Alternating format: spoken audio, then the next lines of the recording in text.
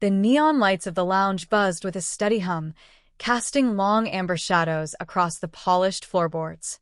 On the small wooden bandstand, Ruby Connors adjusted her microphone stand while her younger sister, Pearl, offered a bright smile to the sparse evening crowd. Together, their voices lifted in a sweet harmony about holding on to time and embracing the magic of affection. Their performance was buoyant, brimming with youthful ambition, carrying the exact kind of theatrical optimism that their mother had always instilled in them back home. When the final notes settled into the room, a smattering of polite applause followed, led by an enthusiastic gentleman seated near the front edge of the stage. Harry Dunbar clapped his hands with genuine delight, raising his glass toward the stage. He declared the performance magnificent and approached the sisters as they stepped down from the platform. Harry spoke with expansive charm, mentioning a comfortable home nearby complete with a swimming pool, a well-appointed bar, and decorative patio torches. He proposed continuing the evening with a celebratory drink. Ruby, always mindful of her protective role, remarked that her mother had charged her with looking after Pearl wherever they traveled. Harry assured them both that hospitality was his only intention, leading them out into the warm evening air. At the Dunbar residence, the backyard patio was illuminated by flickering garden lamps that reflected gently on the surface of the pool. Harry poured beverages and chatted amicably, reminiscing about his earlier years as a neighborhood lifeguard. Yet beneath his light-hearted stories lay a deeper, more complicated reality. When pressed gently about his personal life, Harry admitted that his marriage had endured a prolonged separation of 15 years, leaving behind lingering regrets. While Ruby listened near the water, Pearl wandered inside toward the quiet corridors of the house. Inside the main bedroom, a misunderstanding escalated rapidly. Harry walked in to find Pearl near the dresser, where an antique coin collection rested inside an open case. Startled and assuming the worst, Harry confronted her with sudden anger, raising his voice and moving forward in distress. Pearl, panicked by the sudden confrontation, grasped a decorative brass object from a nightstand to defend herself, swinging it in self-defense. The heavy object struck Harry, and he collapsed onto the carpet, motionless and silent. Ruby rushed into the room at the sound of the disturbance, kneeling beside the fallen host. Realizing that he was no longer breathing, sheer panic took hold of the sisters. Fearing that no authority would believe the encounter was an unfortunate accident born of fear, Ruby resolved that they must make the scene appear as though Harry had simply slipped by the poolside during his midnight swim. They carefully moved the body near the water, wiped down every surface they had touched, and in the confusion of their departure, Pearl gathered the velvet case containing the antique coins, convincing herself that they were owed compensation for the ordeal. By the following morning, the quiet neighborhood was visited by private investigator Barnaby Jones. Mrs. Dunbar had returned home to the tragic news of her husband. Though the local authorities initially concluded that Harry had suffered an accidental fall while intoxicated, Mrs. Dunbar could not reconcile the report with her husband's habits. She explained to Barnaby that Harry had maintained a deep passion for historical numismatics and would never have gone swimming late at night. Moreover, his prized collection of rare currency had vanished completely.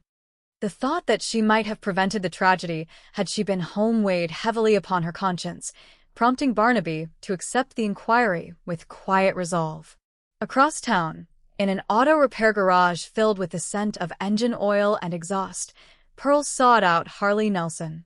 Harley was a burly, earnest mechanic whose affection for Pearl was plain to everyone in the workshop. While working beneath the hood of an aging sedan, Harley voiced his growing desire for a simpler life, urging Pearl to leave the uncertain pursuit of musical fame, marry him, and settle down to raise a family. Pearl, however, remained devoted to the stage, insisting that true artistry required patience and devotion. To compensate Harley for his mechanical work on their faded blue automobile, Pearl presented a single silver coin from the collection, claiming the sisters had received the artifacts as payment from a club proprietor whose business dealings were somewhat obscure.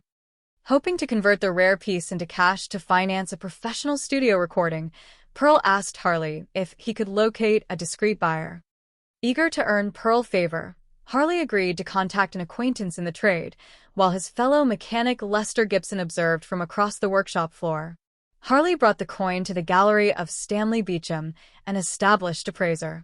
Examining the piece, Beecham identified it as an 1836 silver dollar engraved with historical precision. Recognizing the coin from a previous advisory inquiry placed by Barnaby Jones regarding stolen estate property, Beecham stalled Harley on the pretext of retrieving $500 from his back office, immediately placing a telephone call to Barnaby office. By the time Barnaby and his associate arrived, Harley had sensed danger and departed swiftly, leaving behind only the fleeting memory of his mechanic jacket embroidered with his first name. Meanwhile, Ruby and Pearl met with Michael Albert, an ambitious independent record producer who operated out of a modest studio on Wilcox Avenue. Michael listened to their newly recorded track, praising their vocal enthusiasm but insisting that professional refinement would require an investment of $1,000. Desperate to secure the funds and manage their rising prospects, the sisters promised to deliver the necessary resources promptly, envisioning their future success under the stage name of the Starshine Sisters. When Harley confronted Pearl later that afternoon, his demeanor was grave. He revealed that the coin gallery had connected the collection to a serious investigation, demanding the truth regarding how the sisters had obtained the items. Pearl confessed the circumstances of that fateful night, explaining that the encounter had been a tragic accident resulting from a sudden struggle. Harley, determined to protect Pearl while securing their future together, insisted that they leave immediately for Albuquerque, where he intended to purchase an independent repair garage. He warned that if she refused to join him and build an honest life, he would have no choice but to turn the matter over to the law. Realizing that their musical aspirations were in jeopardy, the sisters sought an alternative resolution. Shortly thereafter, an unfortunate incident occurred at the garage where Harley worked late into the evening, leaving him fatally injured beneath a shifting vehicle. The investigation expanded, drawing Barnaby Jones deeper into the social circles surrounding the repair shop and the local entertainment venues where the sisters had previously performed under the moniker of the Macon Dolls. Barnaby traced the movements of the singing duo through the agency of Sam Pridman and followed their trail to the Samovar restaurant, where Michael Albert was treating the sisters to celebrate their potential recording prospects. Approaching their table with gentle courtesy, Barnaby introduced himself and casually inquired about their past performances, testing their reactions against details of the ongoing investigation. Sensing the investigator's keen intuition, Ruby and Pearl realized that their time was growing short and that the remaining coins represented a severe liability.